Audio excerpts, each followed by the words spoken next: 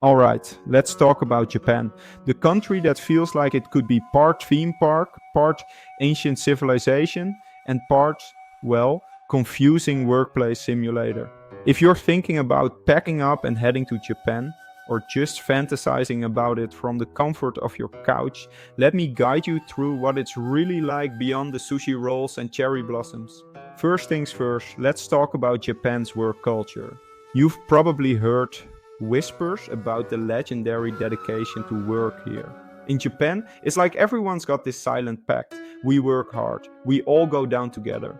Think of it as less the American dream and more the Japanese nightmare if you don't clock in. In the West, work culture is like a bear, solitary, occasionally aggressive, and clocked out by 5 p.m. But in Japan, it's a full on ant colony. You'll be out there sacrificing weekends, and yes, those random office happy hours are pretty much mandatory. Here's the thing, you don't drink? Doesn't matter. Already made plans? Cancel them. Because you're joining the boss, and that's that. You'll get used to the word karoshi, which literally means death from overwork. Just a friendly reminder that work-life balance is mostly a Western luxury. But hey, at least you'll have your fellow office and workers to complain with, if you can even keep your eyes open. Next up, let's talk dating in Japan. And oh boy, this is a wild one.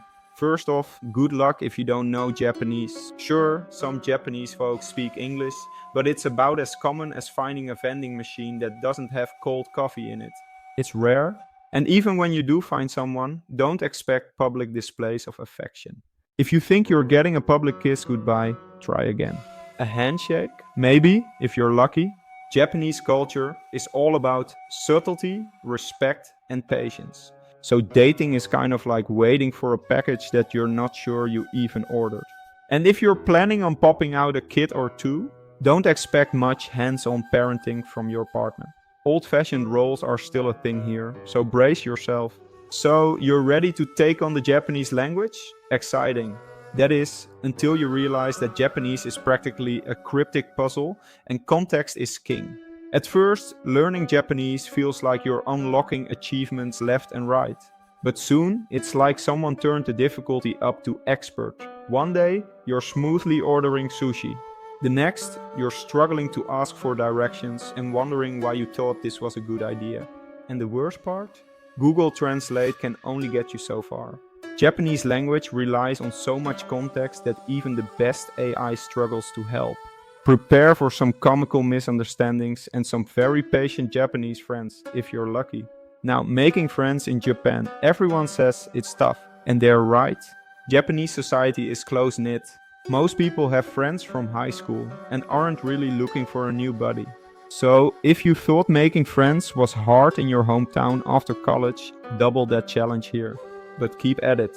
The connections you do make here are worth it and often lead to some of the most unique friendships. But what about the weather? Well, Japan has 4 seasons, and they will tell you about it non-stop. But let's break it down. Summer? Oh, it's hot, sticky, and relentless. Winter? Depending on where you are, it could be mild or a full-blown ice kingdom. You'll swear you're experiencing all 4 seasons in one day, sometimes. And now, let's talk economics. Honestly, the yen is not at its strongest these days. Wages have stagnated, so if you're working here, you'll feel the pinch.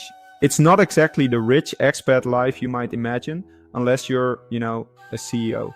But here's the good news. Japan is filled with incredibly kind, respectful people who genuinely want to help you if you're making an effort. Whether it's your neighbor guiding you to the right train station or that friendly grocery store clerk, the people here are as welcoming as you could hope for. They'll appreciate any attempt you make at speaking Japanese, even if it's hilariously bad. So, there you have it. Japan is magical, challenging, and sometimes downright weird. But if you're willing to put in the work, make a fool of yourself in the language department, and brave the crowded trains, it just might be the adventure of a lifetime.